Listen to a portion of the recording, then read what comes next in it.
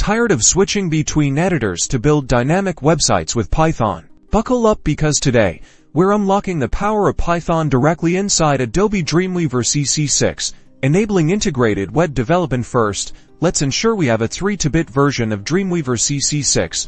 This is crucial. Head over to the Program Settings, typically found within the Help menu, and verify the version information. This will confirm that you have the correct 3-bit version, as 6-bit versions won't work. Now, we need a Python interpreter. Download and install a Python interpreter. Make sure you remember its installation path. With Dreamweaver open, navigate to the Preferences or Settings. We want to integrate Python by looking at how to run external programs. This is usually found under the Run or Commands menus.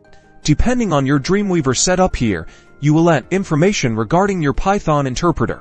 Within the External Programs or Similar section, configure the details. We'll need to specify the interpreter's full path so that it can run your Python script. Also, select the file extension needed, such as PyFiles test, to make sure the settings saved correctly. Time to test it. Create a simple Python script. Made something that prints "Hello World," and save it in your Dreamweaver project folder. Now, execute the script within Dreamweaver.